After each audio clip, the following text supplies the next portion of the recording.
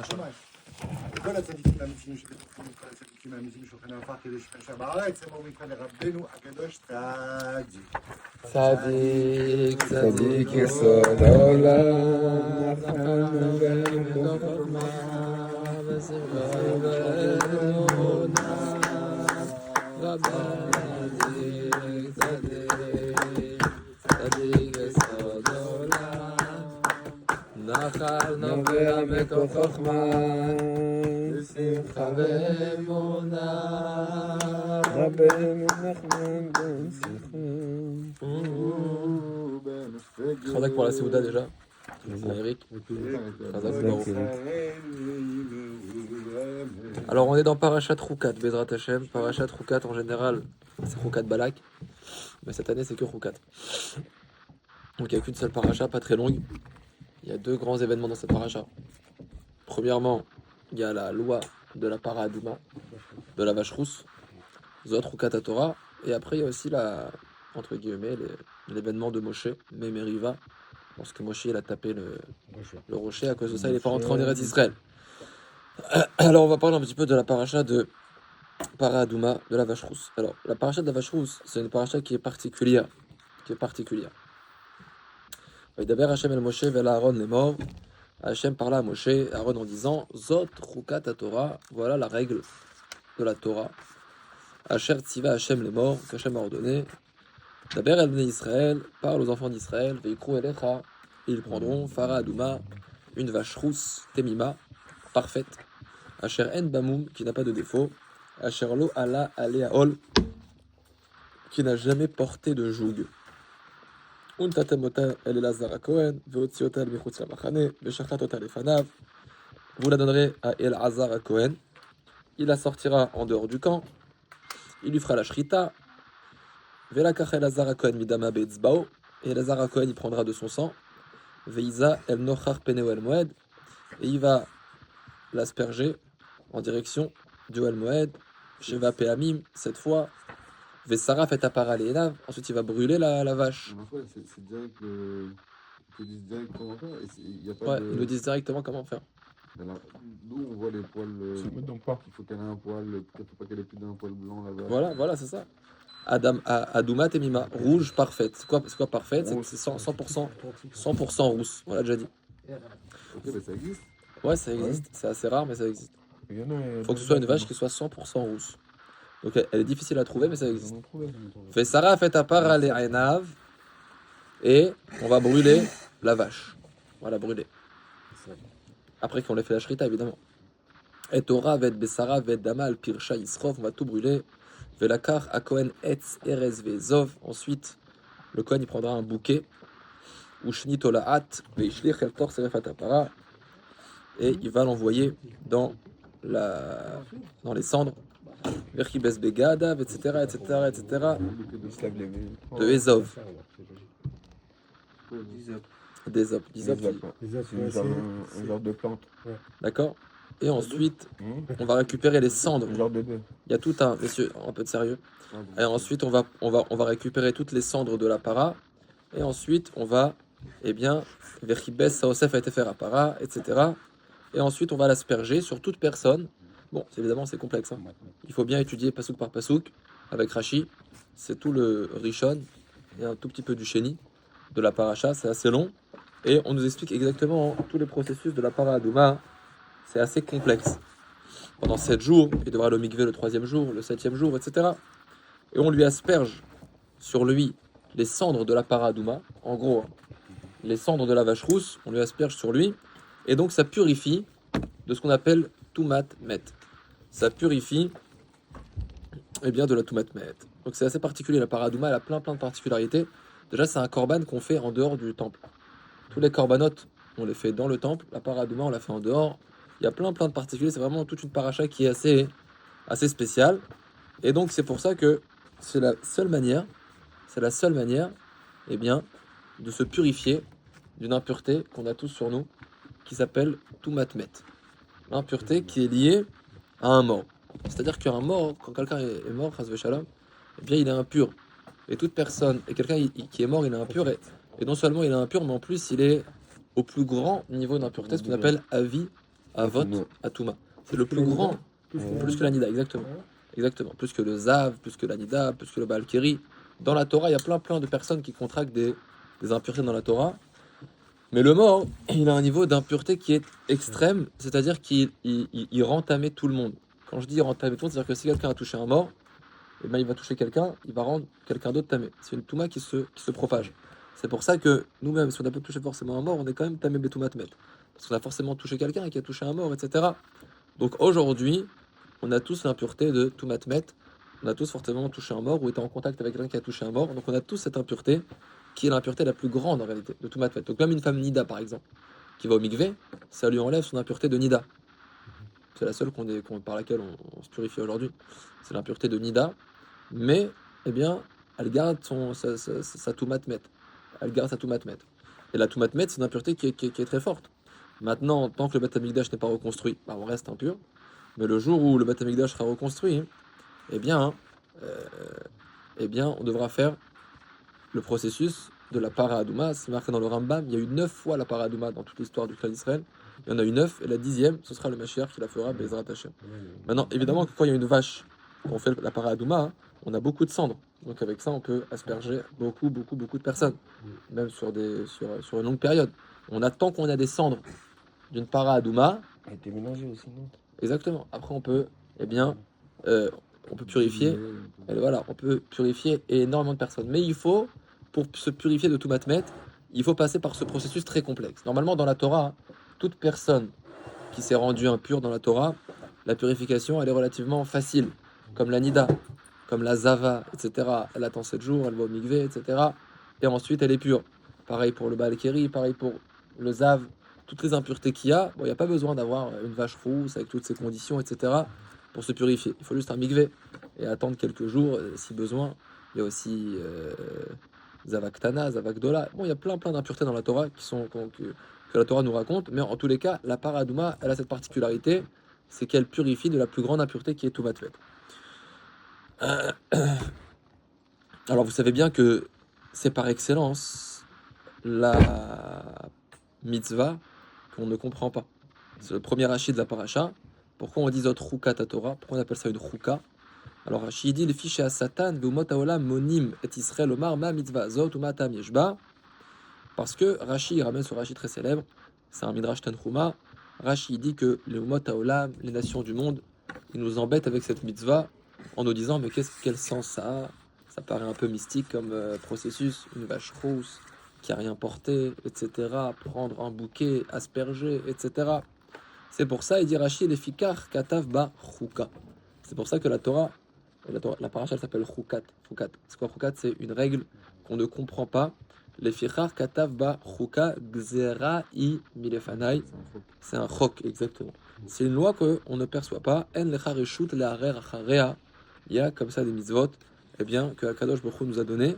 On va dire que la Paradouma, c'est le symbole de la mitzvah qu'on ne comprend pas, qui n'a pas donné à l'homme de comprendre tout le processus de la Paradouma. En plus, c'est très bizarre parce que celui qui fait le processus de purification, il sera impur. En purifiant quelqu'un, lui-même sera impur, etc. Donc il y a beaucoup de choses qui sont difficiles à comprendre. Et c'est ce qu'on appelle la paracha de la Paradouma. Alors, c'est pour ça qu'on appelle ça Zot Rukat. Alors, il y a un Or HaChaim Akadosh qui pose une question très célèbre, ce qui demande le Or HaChaim Akadosh, il explique quelque chose de très beau, et c'est intéressant de le comprendre. Alors, le Or HaChaim, il dit comme ça, on va lire dans les mots. Bon, je vous dis la vérité, on avait fait ce Or HaChaim l'année dernière, à Parashat Rukat, mais je voulais le refaire. Pourquoi? Parce qu'on l'avait pas fini déjà. Je voulais le finir parce qu'il est très beau ce Or HaChaim, on l'avait pas fini jusqu'au bout, et en plus de ça, on l'a pas très bien fait. Je l'ai un peu mieux préparé cette année parce que on n'avait pas compris de manière très précise, et le fait de refaire toujours, on comprend un petit peu mieux. Alors on y va. Demande le Or HaChaim à Kadosh. C'est une grande ségoula par ça, pour la parnassa, pour avoir des enfants, d'étudier le Or HaChaim à Kadosh le jeudi soir. Ouais. Là, la fin de Rashi, il dit Encha reshut leharer acharea. Après, t'as pas le droit de réfléchir pourquoi Hachem il a dit ça. Ruka, arrête de réfléchir. Mais c'est une des mitzvot qu'on cherche à comprendre et tout ça. Non, justement, on ne peut pas la comprendre. N'essaye pas de comprendre comment ça marche, pourquoi Hachem il a dit ça, pourquoi telle condition, pourquoi ci, pourquoi ça. Je vais te calmer directement, c'est une chouka. C'est ça la réponse. c'est une mitzvah qu'on peut pas comprendre. Il y en a d'autres, hein. Le Shatnez aussi, on peut pas comprendre. Basar Bechalav aussi, ok, un petit peu, etc. Mais la para Adouma, c'est le symbole par excellence de la mitzvah qui est complexe, qui est le malami misechel, qui est au-dessus exactement. Même Shlomo Ameler qui l'a dit, Amarti la chokma achotiyad, virechoka mimeni. Je croyais que c'est loin de moi, ça veut dire que c'est quelque chose qui est loin. Alors, écoutez la question du Hachem Akadosh. Ça partirait du principe où on fait ce rituel de la vacherie parce que c'est pas une question d'impureté en fait. C'est pour se purifier. Oui, mais parce qu'en fait, et pourquoi est-ce que ça passe par ce processus? Xera imilefanai. On a un grade en dessous en fait. C'est-à-dire que c'est des mitzvot qui sont les mal à misechel. La Torah elle est faite de différentes sortes de mitzvot. Tu peux pas dire la Torah elle est 100% mystique. Tu peux pas dire la Torah elle est 100% compréhensible. La Torah elle est un peu mystique, un peu compréhensible. Il y a des mitzvot qui sont logiques. Il y a marqué kabed et avicha ve'et imecha. Tu respecteras ton père et ta mère, c'est logique. Il y a marqué plein de choses qui sont compréhensibles. Il y a des choses qui le sont moins. Il y a un peu de tout dans la Torah. Demande l'Orachem Akadosh. Vous lisez dans les mots, il est très joli ce Orachem Akadosh. J'aime beaucoup ce Orachem Akadosh. Tsarich la date. Et à part ça, au travers de ce Orachem, à part qu'il est très joli, on apprend beaucoup de choses. Dit le Orachem Akadosh. Tsarich la date. Il faut comprendre. Lama kina le mitzvazo shem klalut à Torah. Pourquoi est-ce que, eh bien, la Torah, dans le texte de la Torah appelle cette mitzvah la Torah. D'accord. Pourquoi est-ce que... Il aurait pu dire Zotrukatapara. Zotrukatapara. D'accord. Pourquoi est-ce que la Torah appelle cette mitzvah, ce processus, Zotrukatatora? Littéralement, voici la règle de la Torah. C'est bizarre. Et ensuite, de quoi on parle? De para Adouma. Fallait me dire autre chose. Shaya lolomar, Zotruka. Voici la règle. O Zotrukat atuma. O Rukatatara. Voici la règle de celui qui est impur. Ou voici la règle de la purification. Je sais pas. Mais ça n'a rien à voir. Tu me dis Zotrukatatora. Tu me dis voici la règle de la Torah. Et au final, eh bien, tu me parles de la para Adouma. Et c'est même pas ça. C'est qu'on voit dans la Torah en général, Kederech Omro, comme c'est marqué dans Shemot, Zotrukata Pasach. Voici la règle du Korban Pessah. Comment on dit? Zotrukata Pasach. Voici la règle du Pessah. Donc pourquoi est-ce que ici la Torah ne nous dit pas Zotrukat Atuma, Zotrukat Atahara, je sais pas, mais qu'on nous dise le titre? Non, le titre c'est Zotrukat Torah. Voici la règle de la Torah. Très très bonne question. C'est une question très connue du Orachaim. Alors d'abord le Orachaim, il propose une réponse qui repousse tout de suite. Dit le Orachaim, El Lomar Shnet Kaven Leatzrich Taharat Efer Para la Sok Batora. Peut-être que tu aurais pu dire qu'on a besoin de la purification des cendres de la para pour étudier la Torah. Peut-être que Zotrukat Torah, le sens il est que tant qu'on est impur, on ne peut pas étudier la Torah. Alors Zotrukat Torah, ça veut dire voici la règle pour pouvoir étudier la Torah. Il dit ne dis pas ça, ne dis pas El Nomar Shenit Kaven Leatzrir Taharat Efer Para. Ne dis pas que la kavana de la Torah, c'est de nous dire qu'on doit passer par la para Adouma, la Asok Batora pour étudier la Torah. Pourquoi? Qui loken matzinu le rabotenuzal. Parce que les Chachamim ne disent pas ça. Chez Amrou, c'est marqué dans la Gemara, chez Adraba en divrei Torah mekablin tuma. La Gemara a dit Masechet Brachot d'Afrav Bet. La Gemara elle dit en divrei Torah mekablin tuma. Les paroles de Torah ne sont pas mekabel tuma. Quelqu'un il peut être impur, l'impureté que tu veux, eh bien il peut toujours étudier la Torah. Dans n'importe quel niveau d'impureté, quelqu'un il est tout matmet, il peut étudier la Torah. D'accord? Il y a toute une sugia dans Masechet Brachot qui fait 3-4 dapim sur le Baal Keri, c'est celui qui a une perte. D'accord? Ou le kol zvarod rapod tenuzal. Et selon tous les avis de la Gemara, afilou lea machmirim bebale kirian. Même ceux qui sont machmirim dans la touma de Baal Keri. Baal Keri, c'est quelqu'un qui a une relation conjugale, ou qui a eu une perte séminale, etc. Et il y a des avis dans la Gemara, dans Masechet Brachot, il y a toute une sugia là-bas. Il y a certains avis qui pensent que Baal Keri, il a sourd bedivrei Torah. Il y a un avis comme ça. Mitam shetzarir be'ema ou be'ira. Et l'avis qui pense ça, pourquoi est-ce qu'il dit ça? Il dit parce que la Torah, elle doit être étudiée avec ema ve'ira, avec crainte. Et donc celui qui est Baal Keri, eh bien, il a sourd bedivrei Torah. Mais ça, c'est une marloquette, déjà dans la Gemara. Et la halakha, elle n'est pas comme ça. La halakha dans Shulchan Aruch que même le Baal Keri, il est moutar bedivrei Torah. Il y en a qui sont machmirim, de se tremper au mikveh, etc., pour pouvoir étudier la Torah. Mais voilà, mais la Gemara elle conclut que en divrei Torah mekablin tuma. Et même les avis qui pensent que on peut pas étudier la Torah, c'est que sur la Touma du Baal Keri. Mais modim bit memet, mais tout le monde est d'accord que la Toumat met, que cette impureté qui est très grande, qui est Toumatmet, Mutarim Besek Torah. Donc c'est paradoxal. Mais l'impureté qui est la plus grande, qui est Toumatmet, selon tout le monde, elle m'empêche pas d'étudier la Torah. Alors que Balkiri, qui est une Touma inférieure, selon certains avis, je dois me tremper au migvé, mais même ça, la halakha, c'est pas comme ça. Donc le Orachaim Akadosh, il dit, ne me dis pas que Zot Rukata Torah, c'est Akavana, la règle, voici la règle pour pouvoir étudier la Torah. Ne me dis pas ça parce que c'est même pas vrai. Donc revient à la question, qu'est-ce que ça veut dire Zot Rukat Torah? Pourquoi est-ce que la Torah, elle appelle ça la règle de la Torah pour me parler de la mitzvah de Paradouma? Quel rapport tu me dis ça? Pourquoi tu me dis c'est la règle de la Torah alors qu'on va parler d'une mitzvah qui est très spécifique qui s'appelle la mitzvah de Paradouma? Écoutez ce Orachaim Akadosh extraordinaire. Ve'id Ba'er Ha'inyan, on peut comprendre ce sujet Al-Pi Ma She'amru Beperek Batra de Nazir. Il dit que la seule manière de comprendre ce sujet, on peut la comprendre avec une Gemara dans Masechet Nazir ou Psako Rambam Beperek Rishon Milchot Tumatmet. Et le Rambam, il a tranché cette Gemara dans le premier Perek de Tumatmet. Le Rambam, vous savez que c'est le commentateur qui a tranché le sujet dans toutes les règles de la Torah. Alors il y a un sujet dans Masechet Nazir, et le Rambam a tranché ce sujet dans Ilchot Tumatmet. Écoutez ce que dit la Gemara, et écoutez ce que dit le Rambam, la conclusion de cette Gemara. She'en akuti naase tmemet. La Gemara et du Rambam, ça ressort que quoi? Qu'un goy, la Gemara dit qu'un goy ne se rend pas impur par la Tumatmet. Comme ça dit la Gemara. Vezé les shono, voici le langage du Rambam. Sheim nagabemet, si un goy a touché un mort, au nesao, ou si un goy a porté un mort, et il alav, ou alors si il a fait un OL sur lui, ça veut dire que s'il est passé sur un mort. Il y a différentes manières d'être atteint par la Tumatmet, soit en le touchant, le mort, soit en le portant, soit en étant sous un même OL, sous une même tente, etc. Il y a différentes manières. Dit le Rambam qu'un goy qui touche un mort de n'importe quelle manière que ce soit, ou en le touchant, ou en le portant, ou en passant sur lui, are ou kemi shelo naga. C'est comme si qu'il ne l'a pas touché. A lema zedome, à quoi ça ressemble? Libe ema shenaga. C'est comme un animal qui touche un mort, bien sûr que l'animal ne devient pas tamé pour autant. Eh bien, un goy, c'est pareil. Un goy ne devient pas tamé au contact d'un mort. Comme ça dit le Rambam, Atkan. D'accord?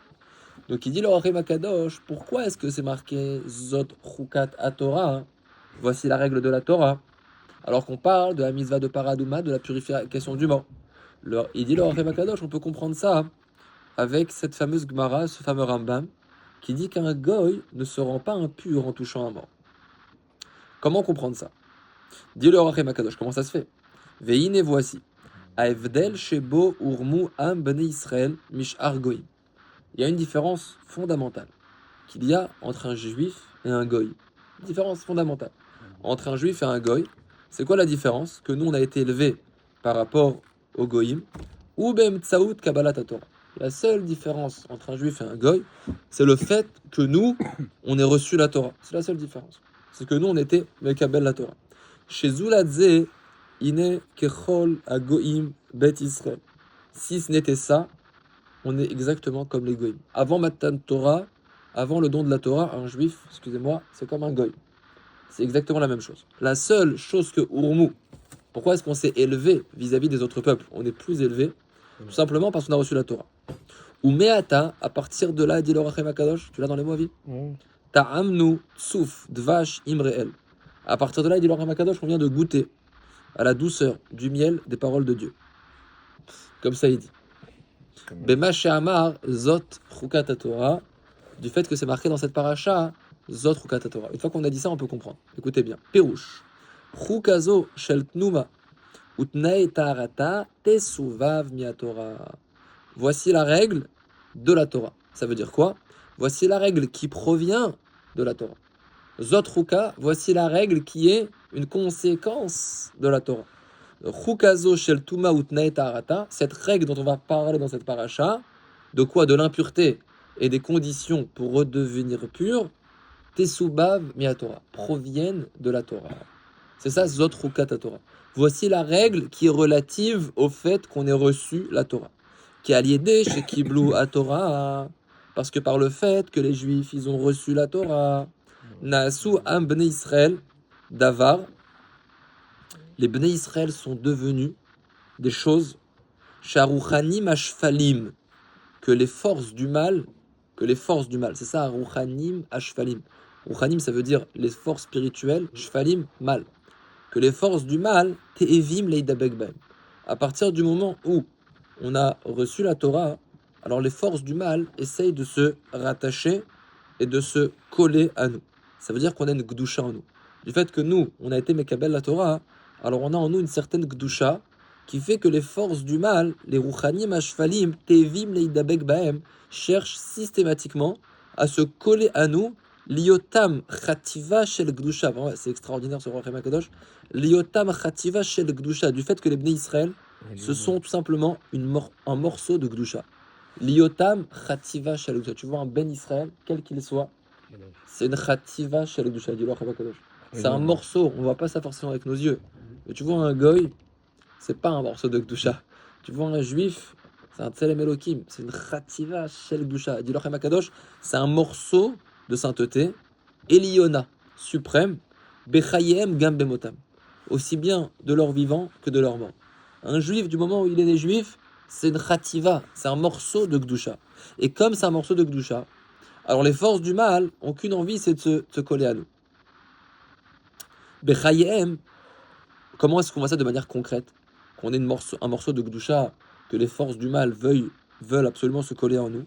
Bah, quand on est en vie, quand un juif il est en vie, chez Bin Goa Bemet, lorsqu'il touche un mort, Oya Ilou Alav, lorsqu'il est dans une même pièce avec un mort, Vekadoime, ce genre de choses, lorsqu'il est en contact, aussi petit soit-il, avec un mort, Tidbag Baem Atuma Shebem, l'impureté qu'il y a sur le mort va venir se coller sur la personne. Exactement. Comme on est Kadosh, comme on est une Chativa de Gdusha, comme on a reçu la Torah, à partir de Kabbalat Torah, on a reçu une certaine Kedusha qui fait que dès qu'il y a de l'impureté, cette impureté, elle cherche à se coller à nous. Velo tarpotz leipared, très joli ce qu'il dit le Rachaim. Et une fois que cette impureté, elle est collée à nous, elle ne veut pas s'en aller. Imlo beko argadol, si ce n'est avec une très grande force, asher chakak Hashem, qu'Hachem a ancré, ba mitzvah à Amura, beinyan shel paradouma, dans la mitzvah de la paradouma. C'est-à-dire qu'on voit que la paradouma, c'est une mitzvah qui est complexe. Il faut tout un processus extrêmement complexe. Pourquoi il dit le Rachaim? Parce qu'on est extrêmement kadosh. Et comme on est extrêmement kadosh, alors les forces du mal, comme un maître, qu'un maître c'est un mort, c'est la concentration de force du mal la plus extrême, la plus grande touma. Dès qu'on le touche, les forces du mal sautent sur nous, s'attaquent à nous. Pourquoi? Parce que ils sont te'evim, ils cherchent à puiser et à se mettre sur notre gdusha. Et la seule manière de s'en défaire, c'est par la mitzvah tellement complexe et par le processus tellement complexe de la paradouma. Ou bemotam gamken. Donc ça, c'est un premier point. Voilà ce qui explique le Rachaim HaKadosh. Donc on parle de quoi dans cette paracha? On parle de comment purifier un homme qui a été en contact avec un mort. C'est ça toute la paracha. Et donc quoi? Qui est devenu impur. D'accord? Et bien dit le Rachaim HaKadosh, c'est pour ça que c'est marqué Zot Rukat HaTorah. Voici la règle qui est relative au fait qu'on ait reçu la Torah. Zot Rukat HaTorah. C'est la Torah qui nous a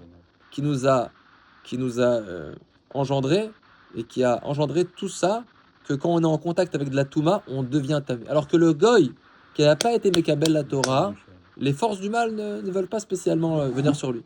Un goy qui touche un mort, il reste le même. Il n'est même pas tamé, c'est extraordinaire. Il dit parce que la Touma, elle cherche la Gdusha. La Touma, elle cherche à s'accrocher sur de la Gdusha. Et comme un juif, c'est une Chativa de Gdusha, comme un juif quel qu'il soit, c'est un morceau de Gdusha, alors dès qu'il va toucher un mort, cette Touma, elle va essayer de s'accrocher à lui. Et la seule manière de s'en débarrasser, c'est par tout le processus complexe de la paradouma. Et plus que ça, il dit le Rachaim HaKadosh. Ou bemotam gamken tirbe atuma. Écoutez ça, comment c'est joli. Le Rachaim, il dit, plus que ça, même un juif, lorsqu'il meurt, il engendre beaucoup de touma. Il est extrêmement tamé. Un juif, lorsqu'il meurt, il devient extrêmement tamé. Kiom Ramzal dans Ibn Mot, comme ce que la Gemara a dit dans Ibamot, Adam ki amud baoel, Israël metam'in beoel, ve'en umot haolam metam'in beoel. Il est marqué Adam ki amud beoel, un homme lorsqu'il mourra dans la tente, alors tout celui qui est dans la tente, eh bien il devient tamé. Il y a une notion qu'un mort il est tellement tamé, d'accord, que L'environnement. l'environnement il peut faire passer sa touma sans même qu'on le touche. Si on est dans cette pièce, Ras Shalom, et qu'il y a un mort, on devient tous tamé. Ce qu'on appelle toumat oel. Pourtant le mort on l'a pas touché. Mais le simple fait qu'on est sous le même toit, eh bien le mort est tellement tamé qu'il nous communique sa touma juste par la pièce dans laquelle on est. D'où on apprend ça? Un passouk dans la paracha. Adam ki amud beoel. Un homme lorsqu'il mourra dans la tente, tout ce qui est dans la tente sera tamé. Les grands rabbinim, ils vont pas, Hein, qu'est-ce que tu dis? les grands rabbinim, ils vont pas dans des pièces pour regarder les morts. Bah, bien sûr, mais ils sont entamés. Aujourd'hui, on est tous Ouais, ils les font Bien sûr, énormément. ils sont entamés par ça là, pas le choix. Dis-moi, maître, là, Il n'y a qu'un Cohen qui n'a pas le droit de se le rentamer. gars, il est pas tamé, bon, parce qu'il est tamé déjà. Non, non, pas parce qu'il est tamé déjà. Il n'est pas dit parce que les forces de Touma ne s'accrochent pas à lui. Pas parce qu'il est tamé déjà. Parce que lui, déjà. Non, non, non, non. Non, Parce qu'il n'a pas de, il a pas de Gdusha. Ok, Donc d'accord. les forces de Touma ne vont pas s'accrocher à lui. Ok. Déjà, c'est Mais ça, un couleur. goy qui meurt. Voilà, c'est ce que je vais parler maintenant. Une seconde. Mais le Kohen, Ça va. du coup. Maintenant, Bémotam, de leur mort, lorsque un juif meurt, eh bien, hein, qu'est-ce qui se passe? Il engendre énormément de Touma. Comme c'est marqué Adam Kamud Beoel, lorsqu'un juif il meurt, qu'est-ce qui se passe? Eh bien, sa Touma elle est tellement intense qu'il peut faire ce qu'on appelle Toumat Oel. Il peut impurifier les gens juste parce qu'ils sont sous le même toit que lui. Maintenant, la Gemara, elle dit dans Masechet Yebamot, Israël metam'in beoel, ve'en umot haolam metam'in beoel. Les juifs, quand ils sont morts, ils rendent impur Toumat Oel, et les goïms ne rendent pas impur Toumat Oel. Si quelqu'un il est dans une pièce et qu'il y a un cadavre goy, eh bien, il ne nous rend pas tamé. Mais si on le touche. Si on le touche, oui. d'accord. Toumat maga, toumat massa, si on le porte, si on le touche, oui. Oui. Mais, Et l'OL, non. mais Oel, non. S'il y a Pourquoi? pas de Parce que c'est contact. que le juif qui a un très grand niveau de Gdusha, et lorsqu'il meurt, les forces du mal, en fait, c'est très simple. On évalue la Gdusha de quelqu'un par rapport à la Touma, combien est-ce qu'elle s'accroche à lui. Un juif, il est Kadosh Bechayav. Un juif, il est Kadosh de son vivant. Et comme il est Kadosh de son vivant, hein, alors s'il touche n'importe quelle mort, eh bien la Touma s'accroche à lui. Un goy, il n'est pas Kadosh. Mais comme il n'est pas Kadosh, un goy, alors n'importe quel, s'il touche un mort, il ne se rend pas tamé pour autant. Comme il dit le Rambam, dans Ilchot Touma, un goy qui touche un mort, il ne se rend pas tamé. Ça, c'est de leur vivant. Maintenant, Bemitatam, de leur mort, il y a aussi une différence entre le goy et le juif. C'est quoi la différence? C'est qu'un goy, un juif Bemitato, un juif, lorsqu'il meurt, eh bien, il y a beaucoup de Touma qui vient, eh bien, s'agripper à son corps, ce qui fait qu'il a beaucoup de Touma et il communique énormément de Touma. C'est pour ça qu'il y a ce qu'on appelle une notion de Toumat OL, même BOL, alors que le goy, il communique pas une Touma BOL. C'est très joli ce qu'il dit le Rachaim Akadosh. Le Rachaim Akadosh, il dit Gvar imshal tibemakom acher inyanze. J'ai déjà donné un machal à ça dans un autre endroit. Comment ça se fait qu'un goy, un juif qui meurt, pardon, comment ça se fait qu'un juif qui meurt, eh bien, il est extrêmement tamé, il a beaucoup de Touma sur le corps, alors qu'un goy qui meurt, il n'a pas tellement de Touma. Il dit j'ai donné un machal pour ça. Quelqu'un s'en souvient? C'est la lumière de Hachem qui a envie. Non, Moi, j'ai une image. il a donné un machal. Je peux t'imager si tu veux. Je peux pas spécialement. Si tu te serais souvenu du machal du Rachaim. Il dit ça ressemble l'ishne kelim, shayu etzel baal habayit. Ça ressemble à deux seaux. Un homme avait deux seaux. Achat mele advash. Il a un seau, c'est un machal, hein, c'est une image. Et voilà comment est-ce que le Rachaim Akadosh, il explique cette notion par une image. Il y avait un seau qui était malé de vache. Il y avait un seau qui était plein de miel. Ve'achat mele azevel. Il y a un seau qui était plein de d'ordures. Upina otam, il a vidé les deux. Il a vidé le pot de miel, il a vidé le pot d'ordures. Il les a vidés, votsia, les chutz miacheder, otsia, pardon, les chutz miacheder, il les a mis à l'extérieur de sa maison. Qu'est-ce qui va se passer? Ota shaita meleat vash, c'est le seau qui était plein de miel. Mitkaptsim la kol azvuvim varemasim. Toutes les mouches et tous les insectes, ils vont sauter sur le seau dans lequel il reste un petit peu des restes de miel qui étaient pleines de miel. Veota shaita melea zevel, et celle qui était pleine d'ordures, agam shik kansu laktsat me'aremasim. C'est vrai que certains insectes vont y aller. Loishve l'échelle de vache. mais à beaucoup moindre niveau que celle qui était pleine de miel. C'est la même chose. Un juif, il était plein de gdusha. Ça ressemble à un pot qui est plein de miel. Et un goy, ça ressemble à l'autre pot. Et donc, lorsque il se vide, lorsque la neshama elle part, il y a beaucoup de touma qui vient s'agripper sur le gouffre du juif. C'est un peu comme ce pot qui a été vidé. Il y a beaucoup de touma qui vient s'agripper sur le seau, sur le corps du juif. C'est pour ça que la touma elle est extrême et qu'il y a même une notion de touma toel. Alors que le goy, qui n'avait pas tellement de gdusha, il a un petit peu tamé, mais pas beaucoup. Il n'y a pas de touma toel. Kmoken Adam mi Israël shemet, de la même manière. Un juif qui meurt, lioto malik gdusha, ametuka ve'areva. Comme un juif, il était plein de gdusha. Un juif, il était plein de gdusha, metuka, doux, ve'areva et agréable. Betset anefesh. Lorsque sa neshama quitte son corps, nitroken agouf. Le gouffre se vide de sa neshama. Itkaptsu aklipot les enketz. Les klipot, les forces du mal, s'agrippent à son corps sans fin, à un niveau extrême. Shem kochot atuma sont les forces du mal.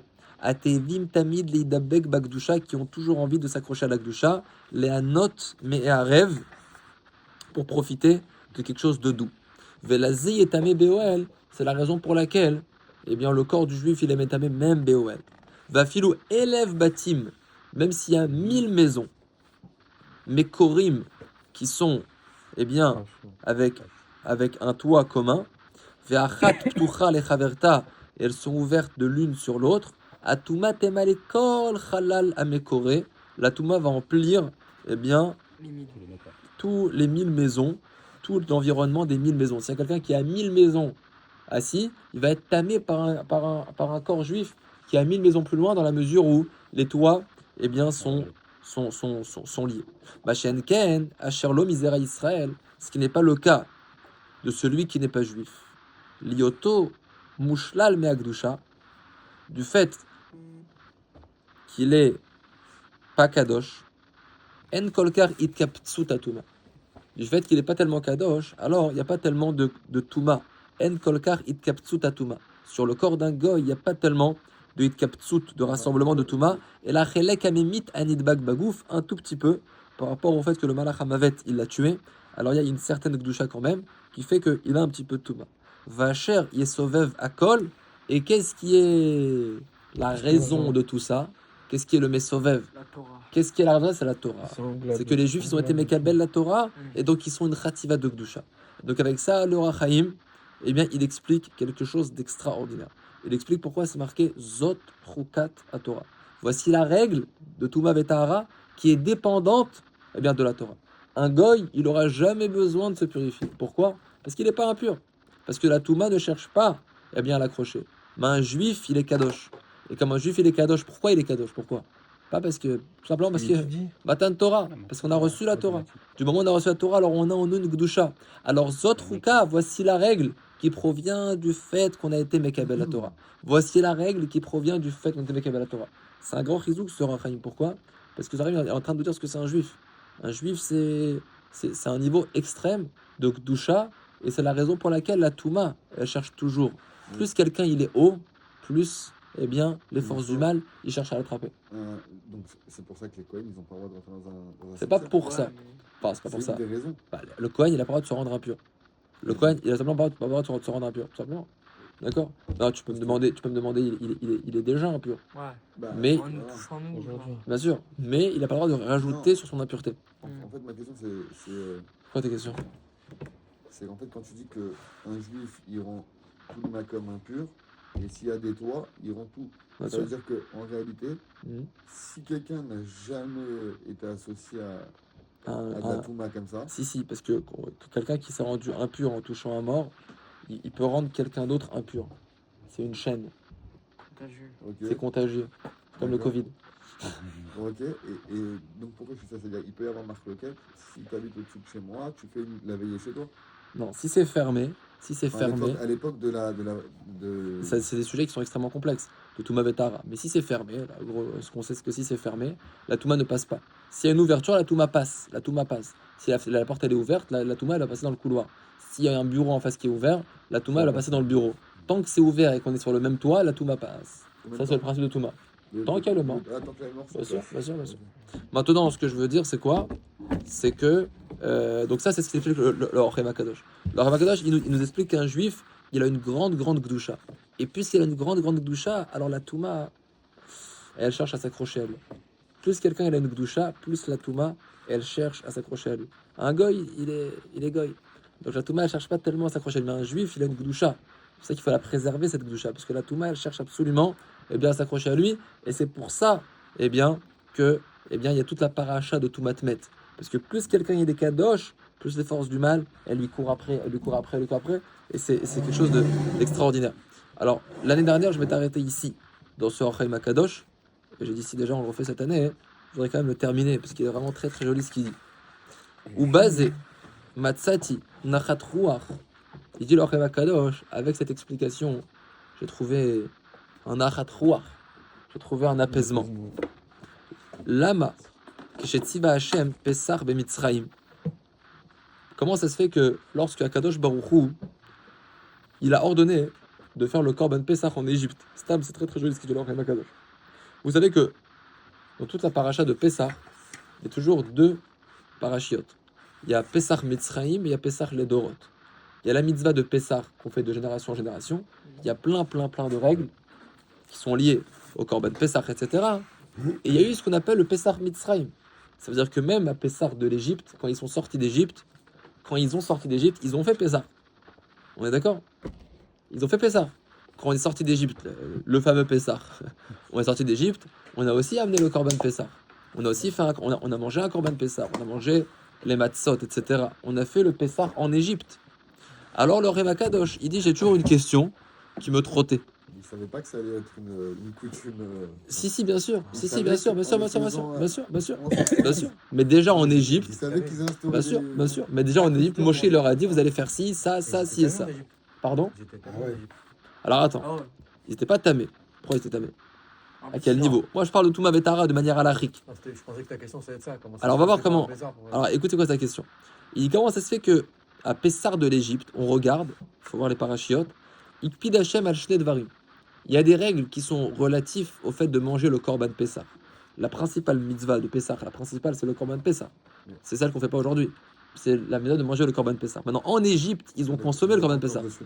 Maintenant on voit qu'en Égypte, Akadosh Baruch Hu, oui, mais il leur a donné quand même des règles.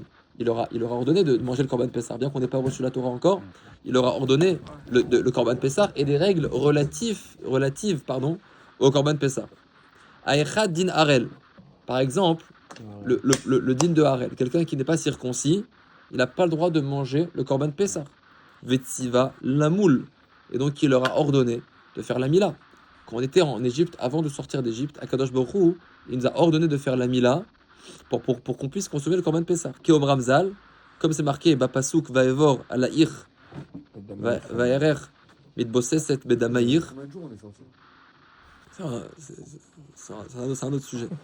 Non, parce que Dam si on est Pessar sorti, Vedam Mila. avec la Mila, t'as compris, on est- Ouais, c'était pas évident. Mais en tous les cas, Akadosh Baruch Hu, il leur a dit de faire deux mitzvot. Il y a le sang du Korban Pessah et le sang de la Mila. Ça veut dire que il y a un principe que quelqu'un qui n'est pas circoncis, il n'a pas le droit de manger le Korban Pessah. D'accord? Kol harel lo yochalbo, celui qui n'est pas circoncis, il n'a pas le droit de manger le Korban Pessah.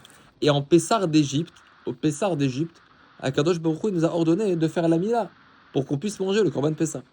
Ve'acheni, deuxième règle du Korban Pessah qui est relative au Korban Pessah, c'est marqué Kol ben nechar lo yochalbo, aldin ben nechar, par rapport au fils étranger. C'est quoi le fils étranger? Le ben nechar, ça veut dire quoi? Il est marqué dans la Torah Kol ben nechar lo yochalbo.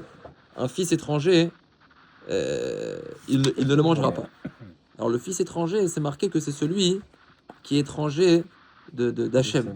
Ça veut dire qu'il a un comportement qui est contre la Torah. C'est pour ça que c'est marqué Shamruzal Bapasuk Mishrou ou Krulachem. Il est marqué Mishrou ou Krulachem. Retirez-vous et prenez pour vous un Korban Pessah. C'est quoi Mishrou? Mishrou Yedechem Yavodazara. En Égypte, malheureusement, ils faisaient Avodazara, les Bnei Israël. Donc Hachem il leur a dit Mishrou ou Krulachem. Retirez vos mains de l'Avodazara, c'est-à-dire arrêtez de faire Avodazara. Et ensuite, Krulachem, prenez pour vous le Korban Pessah. Chez Bazé, Yatsu Miklal Ben Nechar. Ben Nechar, c'est quelqu'un qui ne respecte pas les mitzvot. Un Ben Nechar, il est étranger aux mitzvot. Donc ça veut dire qu'il leur a dit Mishrou, arrêtez la Vodazara, et à ce moment-là, vous pourrez eh bien, prendre le Korban Pessah. Donc on voit quoi? On voit qu'au Pessah Mitzraïm, au Pessah d'Égypte, à Kadosh Baruch Hu, il a été à cheval, il a été makpid de faire le Korban Pessah avec les règles qui étaient relatives au Korban Pessah. Comme par exemple, Mila. C'est une règle qui est relative au Korban Pessah. Comme par exemple, Ben Nechar. Il aura dit Mishrou ou Krulachem. Arrêtez de faire Avodah Zara et prenez le Korban Pessah. Donc on voit qu'au Pessah Mitzraïm, eh bien, Kadosh Baruch Hu, il leur a dit de faire les choses Kadat Vekadim, avec les halachot du Korban Pessah. Pas comme ça. Avec les halachot qui sont encore en vigueur. Les dorés dorot pour toutes les générations. Bah, même au Pessah d'Égypte, il leur a dit de faire comme ça. Dis-le Rachem Akadosh, Ve'aldin Shlishi Shiatuma, Lomatinu Sheikh Pidachem. Maintenant, il y a un principe que celui qui est tamé, que celui qui est impur, il n'a pas le droit de manger le Korban Pessah. Celui qui est impur. Toute personne qui est impure, il n'a pas le droit de manger le Korban Pessah. Et on voit que Akadosh Baruch Hu, il leur a pas dit de se purifier pour pouvoir faire le Pessah en Égypte. Ve'agam shematzinu shea Pessah ba betuma benitma tzibur. C'est vrai qu'il y a un principe que la Gemara elle dit que si tout le tzibur est impur, si toute la communauté, tout le tzibur du clan d'Israël sont impurs, alors on peut faire le Korban Pessah même si on est impur. C'est un peu une exception à la règle. Im kolze aya Hashem yachol et savot kodem sheizaru bitumat met. Hashem il aurait pu leur dire vous allez faire le Korban Pessah. Alors attention de ne pas toucher un mort à partir de maintenant. Vela sot Moshe et faire apara. Et Moshe, il aurait pu faire le Efer apara. Moshe, il aurait pu, eh bien, faire une vache rousse et leur asperger. Ven matzor l'Hachem, la sot retournée de barach. Hachem, il n'a pas d'empêchement de faire sa volonté.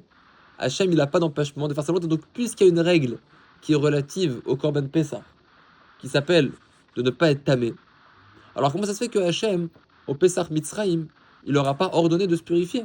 C'est la question du Orachem Akadosh. Chazak Obaru. Ben oui, D'accord? parce que ça tient pas assez. Mais déjà la question elle est bonne.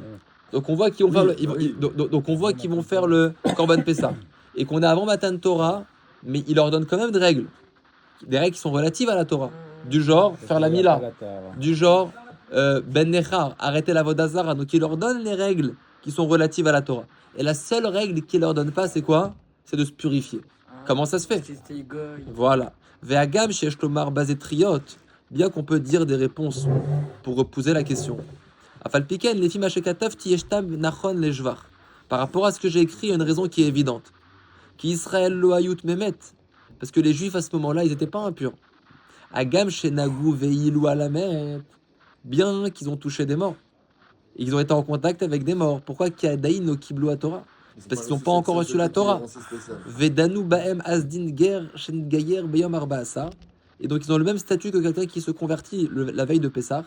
Chez Shochatin ala ven choshin letuma shenitma kodem shenit gaya.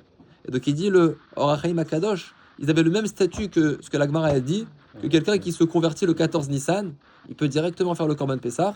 Il n'a pas besoin de se purifier. Pourquoi? Parce que jusque-là il était goy. Donc il n'était pas tamé. Vetimtsa shamru babsachim ou vekadvo arambam beperek shishi milchot pesar vezé les shono. Le Rambam il écrit ger shenit gayer beyom arba asar ou mal vetaval en shochatin alav et apasar gzera de leshana haba iyet memet veitbol veyomar eshtakad milotavalti atkan les shono. Le Rambam il est possède qu'un goy qui se convertit le 14 Nissan, on fait pas sur lui le Korban Pessar de peur que l'année prochaine il va penser qu'il peut le manger sans se purifier. C'est juste ça. D'accord? Mais en réalité, en soi, il pourrait manger le Korban Pessah parce qu'il n'était pas impur jusque-là. Mima shnatan ta'am mishum gzera deleshana haba mizat alamet kizulat gzerazo en rosheshin letumatmet. Donc qu'est-ce qu'il dit le Orachem Akadosh? Il dit on voit qu'un goy, s'il se convertit à l'pi halacha strict, s'il se convertit le 14 Nissan, il peut faire le Korban Pessah sans avoir à se purifier. Parce que maintenant, il devient juif et jusque-là, il n'était pas impur. Il dit les Bnei Israël, c'était pareil. Quand ils ont fait le Korban Pessah, jusque-là, ils étaient goy. Et donc c'est pour ça que ça n'a pas de sens. Bien qu'Hachem, il leur a donné des lois relatives à la Torah. Il leur a dit Kol ben nechar lo yochalbo. Il leur a dit Kol hared yochalbo faire la mila. Il leur a donné les lois qui sont relatives au Korban Pessah. Mais la seule loi qu'il leur a pas donnée, c'est quoi? C'est la Touma.